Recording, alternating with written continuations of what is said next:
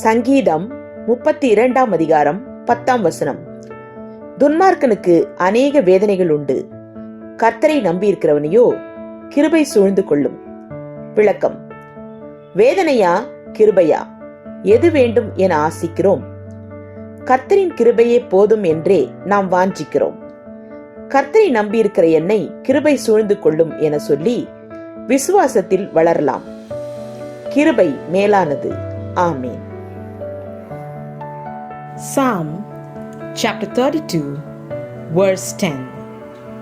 Many are the sorrows of the wicked, but steadfast love surrounds the one who trusts in the Lord. Amen.